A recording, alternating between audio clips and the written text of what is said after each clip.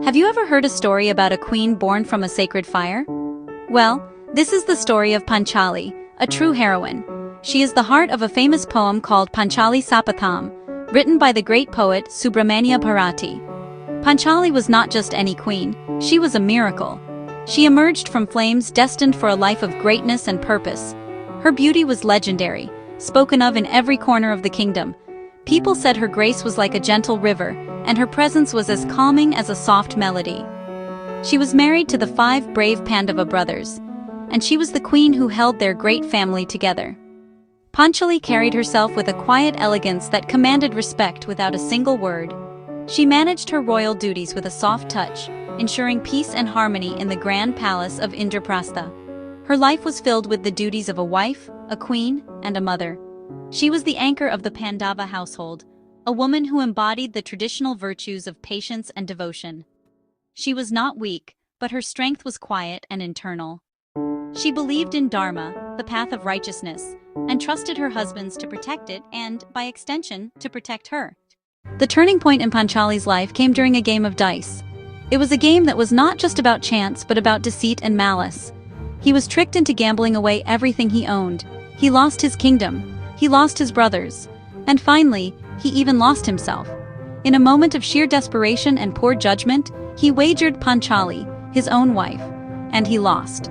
The gentle queen suddenly found herself reduced to a mere object, a prize to be won and claimed by her husband's enemies. The scene that followed in the grand court of the Kurus was a nightmare of public humiliation.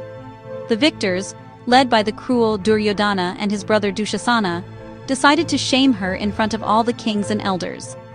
Dushasana dragged her into the court by her hair. She, the queen of Indraprastha, was treated like a slave.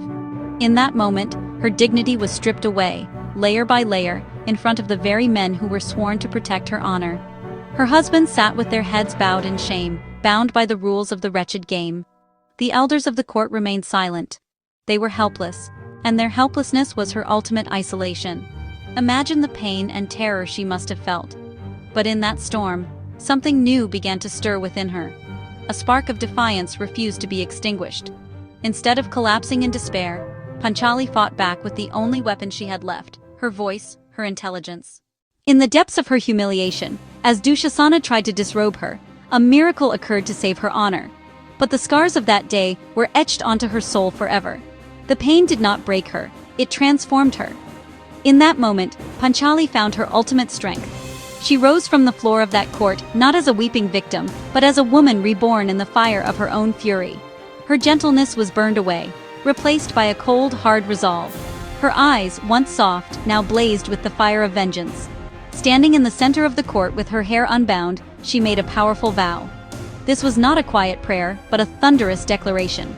She raised her hand, swore she would not tie her hair again until it was washed in the blood of the man who had dared to touch her, Dushasana. This was her sapatham, her sacred oath, a promise of justice, a vow of reckoning for the atrocities done to her. Her unbound hair became a visible symbol of vengeance and of refusal to forget. This was more than personal revenge, it was political and social rebellion. In a time when women were to silently endure, her vow was supreme defiance. She told the world, she would not move on, she would not forgive, she would not forget until justice was served. She turned personal pain into a public cause. Her vow became the catalyst for the war of Kurukshetra. She made clear to the Pandavas there could be no peace without justice. Her strength forced them to reclaim honor by fighting for hers. Panchali's story is not just an ancient tale. It is a mirror reflecting the struggles and triumphs of women today. Think about the women you see around you, the ones who are changing the world. They are all, in their own way, daughters of Panchali. They are women who have faced incredible challenges, deep-seated injustice, personal setbacks, and have refused to be defeated. Like Panchali, they have turned their pain into their power, wounds into wisdom, obstacles into opportunities. They have taken the injustices they faced and used them as fuel to fight for a better world. Many of them started their journey because of a personal experience with injustice. A woman who faces discrimination might start a movement for equal pay. A mother who loses a child may change laws. These women, like Panchali, make a vow. They will not rest until they see change. Panchali's intelligence and courage live in today's leaders, entrepreneurs, innovators. She was not just angry, she was smart. She used logic and sharp questions to expose hypocrisy. Modern women do the same across every field. They challenge outdated systems not just with emotion, but with brilliant ideas, solid arguments, unwavering determination. Building businesses, making discoveries, leading nations, often after overcoming barriers placed in their way simply because they are women.